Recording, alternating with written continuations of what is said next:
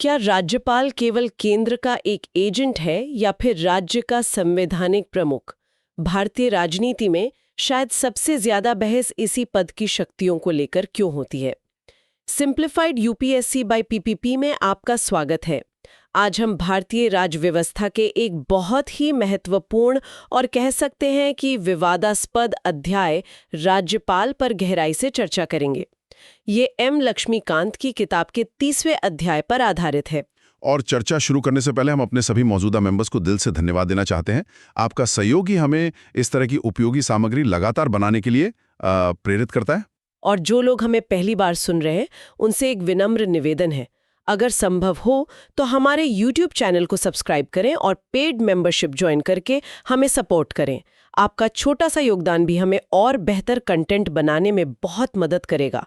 इस वीडियो को लाइक करना और अपने विचार कमेंट सेक्शन में साझा करना बिल्कुल ना भूलें। हाँ, और ये भी ध्यान दें कि इस चर्चा के मुफ्त नोट्स प्रैक्टिस के लिए PYQs के साथ हमारे टेलीग्राम चैनल पर उपलब्ध हैं, और हमारे लीजन YouTube मेंबर्स के लिए प्रीमियम नोट्स, अतिरिक्त PYQs और मेंस के सवालों के मॉडल उत्तर, ये सब हमारे डिस्कॉर्ड चैनल पर हैं। दोनों के लिंक डिस्क्रिप्शन में दिए गए हैं। तो चलिए इस विषय को खोलते हैं। आज हम राज्यपाल के पद की संवैधानिक स्थिति, उनकी नियुक्ति, शक्तियों और सबसे महत्वपूर्ण उनकी विवेकाधीन शक्तियों को समझेंगे। यही वो शक्तियां हैं जो अक्सर केंद्र राज्य संबंधों में तनाव का कारण बनती हैं। बिल्कुल, हमारा लक्ष्य इस जटिल विषय को आसान बनाना है, ताकि यूपीएससी परीक्षा के लिहाज से सभी महत्वपूर्ण पहलू एकदम साफ हो जाएं। तो चलिए एकदम बेसिक से शुरू करते हैं। संविधान का भाग 6, जिसमें अनुच्छेद 153 से 167 तक है, वो राज्य की कार्यकारिणी मतलब स्टेट एग्जीक्यूटिव के बारे में बताता है। जी, और राज्यपाल राज्य का मुख्य कार्यकारी प्रमुख यानी चीफ एग्जीक्यूटिव हेड होता है, लेकिन राष्ट्रपति की तरह वो एक नाम मात्र का कार्यकारी है, यानी नॉमिनल एग्जीक्यूटिव। असली कार्यकारी शक्तियां तो मुख्यमंत्री के नेतृत्व वाली मंत्री परिषद के पास ही होती हैं। अच्छा, यहाँ एक दिलचस्प बात यह है कि राज्यपाल की एक दोहरी भूमिका होती है, एक तो राज्य के संवैधानिक प्रमुख के तौर पर और दूसरी केंद्र सरकार के प्रतिनिधि के रूप में। मुझे लगता है यहीं से अक्सर विवाद शुरू होता है। आपने बिल्कुल सही नब्ज पकड़ी है। यही इस पद का सबसे बड़ा विरोधाभास है। उन्हें राज्य के संवैधानिक प्रमुख के रूप में निष्पक्ष काम करना है, पर उनकी नियुक्ति और उनका कार्यकाल सब कुछ केंद्र पर निर्भर करता है, और यही बात उन्हें केंद्र का प्रतिनिधि भी बना देती है। तो इसी नियुक्ति की प्रक्रिया को समझते हैं। राज्यपाल का चुनाव क्यों नहीं होता? एक चुनाव और राज्यपाल तो शायद ज्यादा लोकतांत्रिक होता है ना? ये सवाल संविधान सभा में भी बहुत होता था। उन्होंने नियुक्ति की प्रणाली को कुछ ठोस कारणों से चुना था।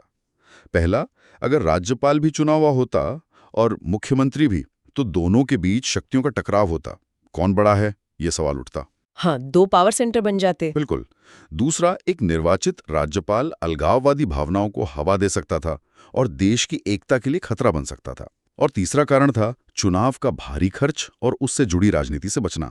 कारण तो तर्कसंगत लगते हैं, पर देखिए विडंबना ये है कि जो नियुक्ति की प्रक्रिया टकराव टालने के लिए बनाई गई थी, आज वही सबसे बड़े टकराव की वजह बन गई है। बिल्कुल, क्योंकि राष्ट्रपति द्वारा नियुक्ति का असल मतलब तो केंद्र सरकार द्वारा नियुक्ति ही है। बिल्कुल, और यहीं से केंद्र के एजेंट वाली धारणा को बल मिलता है। अब देखिए उनकी योग्यताओं के बारे में संविधान क्या कहता है। अनुच्छेद 157 के अनुसार उन्हें भारत का नागरिक होना चाहिए और 35 वर्ष की आयु पूरी कर लेनी चाहिए। बस इतने महत्वपूर्ण पद के लिए कोई प्रशासनिक अनुभव या कोई और शर्त नहीं? ये थोड़ा अजीब नहीं लगता? लगता है, लेकिन इसको संतुलित करने के लिए दो परंपराएं विकसित हुई हैं। पहली, कि वह उस राज्य का निवासी ना हो जहां उसे नियुक्त किया जा रहा है, ताकि वो स्थानीय गुटबाजी से दूर रहें। और दूसरी, कि राष्ट्रपति नियुक्ति से पहले संबंधित राज्य के मुख्यमंत्री से परामर्श करे। लेकिन क्या इस परामर्श वाली परंपरा का पालन होता है? अक्सर तो खबरें ये आती हैं कि मुख्यमंत्री को तो नियुक्ति के बाद ही पता चलता है। दुर्भाग्य से हाल के दशकों में इस परंपरा को कई बार तोड़ा गया है, और इसी वजह से शुरुआत से ही राज्यपाल और राज्य सरकार के बीच एक अविश्वास की खाई बन जाती है। और उनके कार्यकाल का क्या? ये भी एक अजीब व्यवस्था है। कहते हैं कि कार्यकाल 5 वर्ष का है, लेकिन यह राष्ट्रपति के प्रसाद पर्यंत मतलब during the pleasure of the president होता है। इस प्रसाद पर्यंत का असल मतलब क्या है? इसका सीधा और सरल मतलब है कि उनकी नौकरी की कोई सुरक्षा नहीं है। राष्ट्रपति यानी व्यवहार में केंद्र की सरकार उन्हें किसी भी समय बिना कोई कारण बताए हटा सकती है। उन्हें हटाने के लिए संविधान में कोई प्रक्रिया नहीं दी गई है, जैसे राष्ट्रपति के लिए महाभियोग है। तो ये तो एक तरह से राज्यपाल के सर पर लटकती तलवार हो गई कि अगर आप केंद्र की लाइन पर नहीं चलेंगे तो आपकी कुर्सी जा सकती है। ये तो निष्पक्षता को सीधे सीधे प्रभावित करता है। निश्चित रूप से। सुप्रीम कोर्ट ने भी कहा है कि राष्ट्रपति का प्रसाद मनमाना नहीं हो सकता, लेकिन जमीनी हकीकत कुछ और ही है। अक्सर केंद्र में सरकार बदलते ही कई राज्यपालों से इस्तीफा ले लिया जाता है। ये इस पद की गरिमा को कम करता है। तो नियुक्ति की प्रक्रिया ही उन्हें केंद्र के प्रति जवाबदेह बनाती है। चलिए अब देखते हैं कि यह उनकी शक्तियों के इस्तेमाल पर कैसे असर डालता है। इन्हें हम 4 श्रेणियों में बांट सकते हैं: कार्यकारी, विधायी, वित्तीय और न्यायिक। कार्यकारी शक्तियों से शुरू करते हैं। कार्यकारी शक्तियों में राज्य सरकार के सभी काम औपचारिक रूप से राज्यपाल के नाम पर होते हैं। वो मुख्यमंत्री और अन्य मंत्रियों की नियुक्ति करते हैं। साथ ही राज्य के महाधिवक्ता, राज्य चुनाव आयुक्त और एसपीएससी के अध्यक्ष और सदस्यों की भी नियुक्ति करते हैं। और सबसे महत्वपूर्ण, वो राज्य में संवैधानिक आपातकाल मतलब राष्ट्रपति शासन की सिफारिश राष्ट्रपति से कर सकता है। वो राज्य के विश्वविद्यालयों के कुलाधिपति यानी चांसलर के रूप में भी काम करते हैं। हाँ, और ये राष्ट्रपति शासन की सिफारिश वाली शक्ति सबसे विवादास्पद शक्तियों में से एक है। अब आते हैं विधायी शक्तियों पर। राज्यपाल विधानमंडल का एक अभिन्न अंग है। वो सत्र बुला सकते हैं, सत्रावसान कर सकते हैं और विधानसभा को भंग भी कर सकते हैं। लेकिन असली खेल तो विधेयकों यानी बिल्स को मंजूरी देने में होता है ना? बिल्कुल। जब कोई विधेयक पास होकर राज्यपाल के पास आता है तो उनके पास 4 विकल्प होते हैं। 1, विधेयक को स्वीकृति दे दें। 2, स्वीकृति रोक लें। 3, विधेयक को अगर वो धन विधेयक नहीं है तो पुनर्विचार के लिए लौटा दें।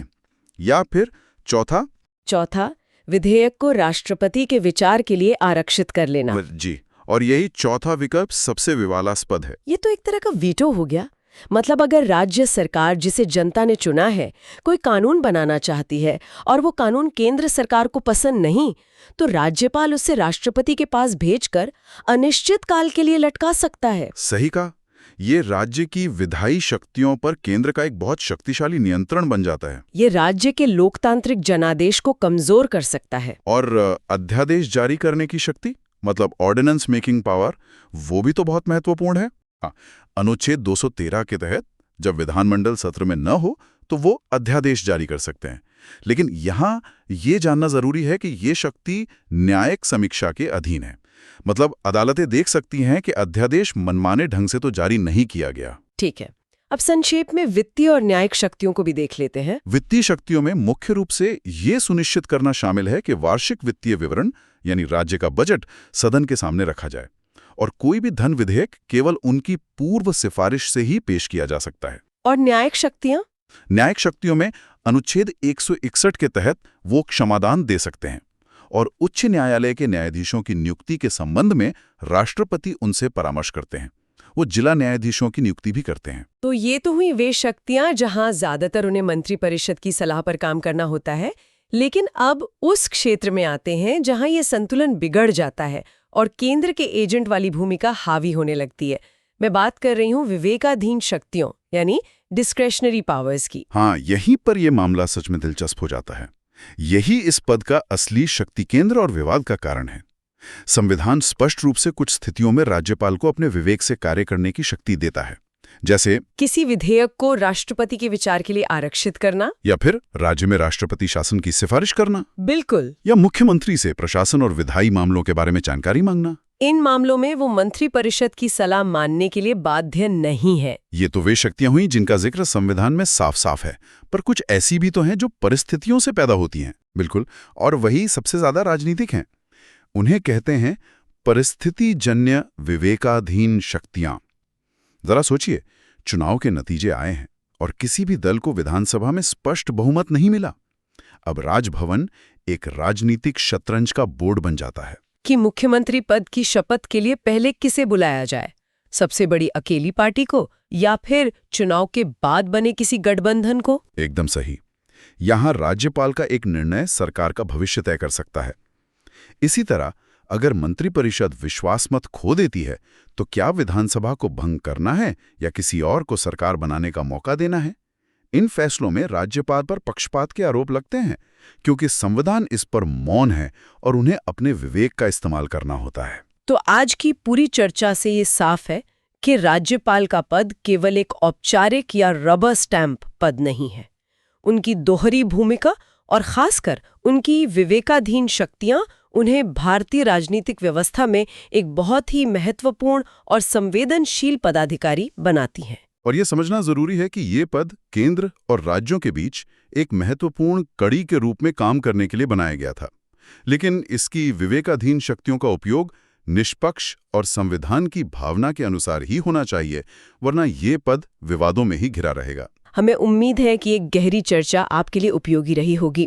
अगर आपको हमारा काम पसंद आया तो कृपया सिंप्लीफाइड यूपीएससी बाय पीपीपी को सब्सक्राइब करें, इस वीडियो को लाइक करें और कमेंट्स में हमें बताएं कि आप अगले किस विषय पर ऐसी ही गहरी चर्चा चाहते हैं। और याद रखें, इस अध्याय के नोट्स और PYQs के लिए हमारे टेलीग्राम और डिस्कॉर्ड चैनल से जरूर जुड़ें। अगर आप हमें सहयोग कर सकते हैं तो मेंबरशिप लेने पर विचार करें। आपका समर्थन हमारे लिए बहुत मायने रखता है। जाते जाते एक सवाल आपके सोचने के लिए छोड़ रही हूँ। राज्यपाल के पद की विवेकाधीन शक्तियों को देखते हुए क्या ये कहना सही है कि यह पद भारतीय संघवाद के लिए एक आवश्यक संतुलन है या फिर एक संभावित खतरा? इस पर विचार जरूर करें।